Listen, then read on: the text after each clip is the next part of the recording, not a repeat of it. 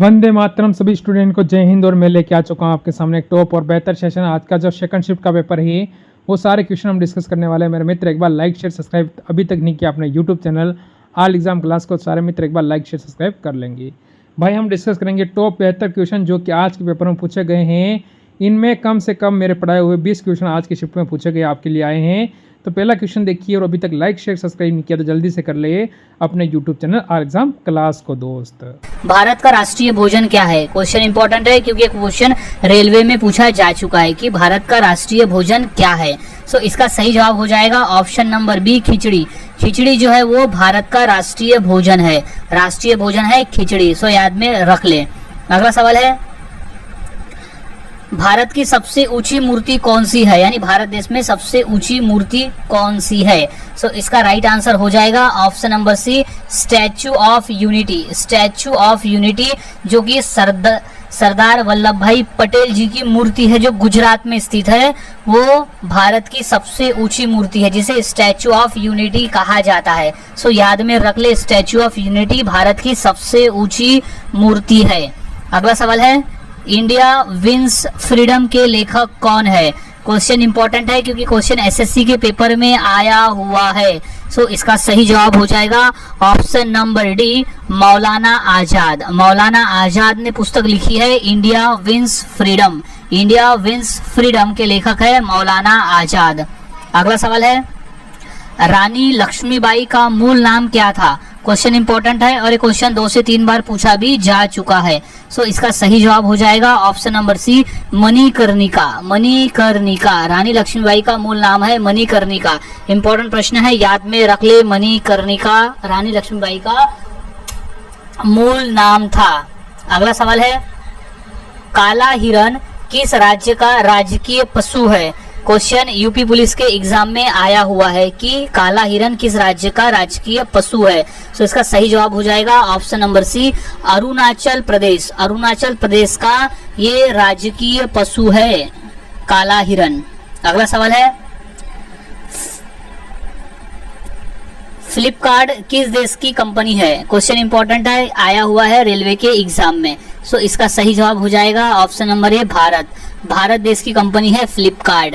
फ्लिपकार्ट भारत देश की कंपनी है। अगला सवाल है, सूरजमुखी किस देश का राष्ट्रीय फूल है? क्वेश्चन इंपॉर्टेंट है और क्वेश्चन 2 से 3 बार पूछा भी जा चुका है। सो इसका सही जवाब है ऑप्शन नंबर ए, यूक्रेन। ऑप्शन नंबर ए है यूक्रेन। सूरजमुखी यूक्रेन देश का राष्ट्रीय फूल है। यूक्रेन देश का राष्ट्रीय फूल है सूरजमुखी। अगला सवाल है, चंद्रमा पर जाने वाला पहला जीव कौन सा है? क्वेश्चन इंपॉर्टेंट है और ये क्वेश्चन 2 से 3 बार रिपीट भी हो चुका है। सो इसका सही जवाब हो जाएगा ऑप्शन नंबर ए, कुत्ता। कुत्ता जो है वो चंद्रमा पर जाने वाला पहला जीव है। लाइका नामक कुत्ता को चंद्रमा पर ले जाया गया था। सो कुत्ता है जो पहला जीव है जिसे ले जाया गया था। अगला सवाल है, भारत का राष्ट्रीय खेल कौन सा है? क्वेश्चन इंपॉर्टेंट है क्योंकि क्वेश्चन कई बार पेपर में पूछा जा चुका है। सो इसका सही जवाब हो जाएगा ऑप्शन नंबर ए, हॉकी। हॉकी जो है वो भारत का राष्ट्रीय खेल है। हॉकी इज इंपॉर्टेंट है, हॉकी। अगला सवाल, पृथ्वी दिवस कब मनाया जाता है? क्वेश्चन इंपॉर्टेंट है गाइस और ये 2 से 3 बार ये क्वेश्चन भी पूछा जा चुका है। सो इसका सही जवाब हो जाएगा ऑप्शन नंबर ए, 22 अप्रैल। 22 अप्रैल को पृथ्वी दिवस मनाया जाता है। हर साल 22 अप्रैल को पृथ्वी दिवस मनाया जाता है।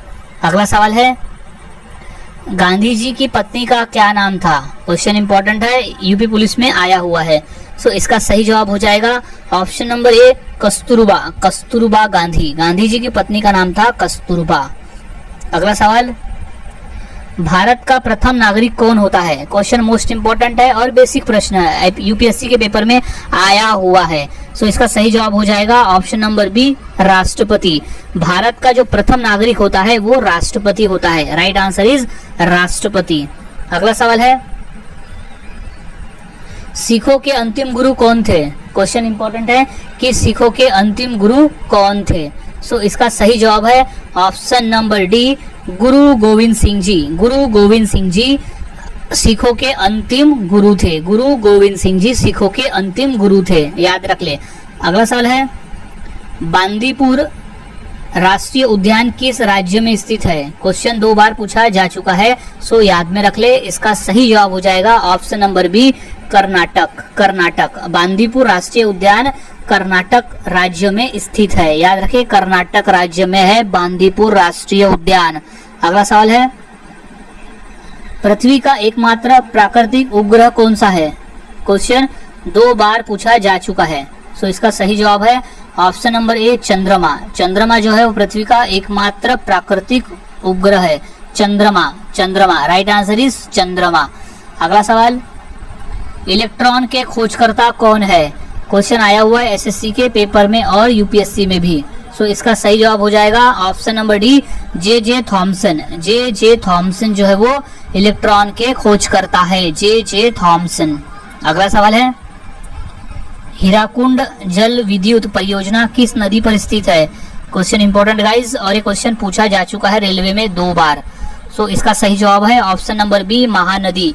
महानदी, हीराकुंड जल विद्युत परियोजना है महानदी पर स्थित है, सो याद रखिए महानदी। अगला सवाल, भारत का प्रथम वाइसराय कौन था? क्वेश्चन इंपॉर्टेंट है कि भारत का प्रथम वाइसराय कौन था, सो इसका सही जवाब हो जाएगा option number D, Lord Canning. Lord Canning जो है वो भारत का प्रथम वाइसराय था। Right answer is Lord Canning. अगला सवाल है, नीरज चोपड़ा का संबंध किस खेल से है? क्वेश्चन इंपॉर्टेंट है और हाल ही में ये क्वेश्चन रेलवे में पूछा जा चुका है, सो इसका सही जवाब है option number B, javelin throw. Javelin throw से है, नीरज चोपड़ा का संबंध है जेवलिन थ्रो से। Right answer is javelin throw. अगला सवाल, उत्तर प्रदेश में लोकसभा की कितनी सीटें हैं? इंपॉर्टेंट प्रश्न है ये, सो इसका राइट आंसर हो जाएगा ऑप्शन नंबर ए, 80। टोटल 80 सीटें हैं उत्तर प्रदेश में, लोकसभा की टोटल 80 सीटें हैं। अगला सवाल है, भगवान महावीर जैन का जन्म कहाँ हुआ था? क्वेश्चन 2 से 3 बार रिपीट है, तो इसका राइट आंसर हो जाएगा ऑप्शन नंबर ए, वैशाली। वैशाली में भगवान महावीर जैन का जन्म हुआ था वैशाली में। Right answer is Vaishali. अगला सवाल, कथक किस राज्य का शास्त्रीय नृत्य है? क्वेश्चन 2 बार रिपीट है रेलवे में, तो कथक कहाँ का शास्त्रीय नृत्य है? तो इसका सही जवाब है option number B, Uttar Pradesh. Option number B है उत्तर प्रदेश। कथक उत्तर प्रदेश का राज्य का शासकीय नृत्य है। अगला सवाल, ऑस्कर पुरस्कार का संबंध किस क्षेत्र से है? क्वेश्चन इंपॉर्टेंट है क्योंकि क्वेश्चन पूछा जा चुका है 2 बार, तो इसका राइट आंसर है ऑप्शन नंबर ए, सिनेमा से। सिनेमा से संबंध है, ऑस्कर पुरस्कार का संबंध है सिनेमा जगत से। अगला सवाल, भारत का संवैधानिक मुखिया कौन होता है? क्वेश्चन इंपॉर्टेंट है, आया हुआ एमपीएससी के पेपर में, सो इसका सही जवाब हो जाएगा ऑप्शन नंबर ए, राष्ट्रपति। ऑप्शन नंबर ए, राष्ट्रपति। भारत का संवैधानिक मुखिया होता है राष्ट्रपति, इज राइट आंसर, राष्ट्रपति। अगला सवाल, महान सम्राट अशोक किस वंश के थे?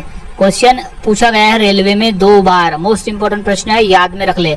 तो महान सम्राट अशोक जो थे वो मौर्य वंश के थे, वो थे मौर्य वंश के, so right answer is Maurya. Right answer is Maurya वंश। अगला सवाल, गौतम बुद्ध को ज्ञान कहाँ प्राप्त हुआ था? क्वेश्चन इंपॉर्टेंट है और ये 2 बार पूछा गया है, सो इसका राइट आंसर हो जाएगा ऑप्शन नंबर डी, बोध गया। ऑप्शन नंबर डी है बोध गया में, बोध गया में, सो उन्हें ज्ञान की प्राप्ति हुई थी बोध गया में, सो राइट आंसर इज बोध गया। अगला सवाल, मौर्य वंश को किस वंश ने समाप्त किया? क्वेश्चन इंपॉर्टेंट है और ये आया हुआ है रेलवे के एग्जाम में, सो इसका सही जवाब है option number D, Shunga. Shunga, Shunga वंश ने मौर्य वंश को समाप्त किया था, याद में रखिए, शुंग वंश। अगला सवाल है, मौर्य वंश का अंतिम सम्राट कौन था? क्वेश्चन इंपॉर्टेंट है क्योंकि ये आया हुआ है सीडीएस के पेपर में, सो इसका राइट आंसर हो जाएगा ब्रह्मस्त्र।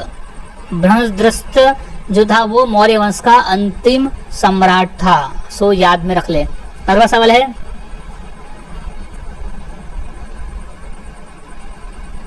राज्यसभा का सभापति कौन होता है? क्वेश्चन इंपॉर्टेंट है और ये क्वेश्चन कई बार रिपीट हो चुका है। सो इसका सही जवाब है ऑप्शन नंबर बी, उपराष्ट्रपति। उपराष्ट्रपति, राज्यसभा का सभापति होता है उपराष्ट्रपति। याद रखें, उपराष्ट्रपति राज्यसभा का सभापति होता है। अगला सवाल है, बाबर मूल रूप से कहाँ का शासक था? क्वेश्चन इंपॉर्टेंट है और ये 2 बार पूछा जा चुका है। सो बाबर मूल रूप से फरगना का शासक था। फरगना का शासक था।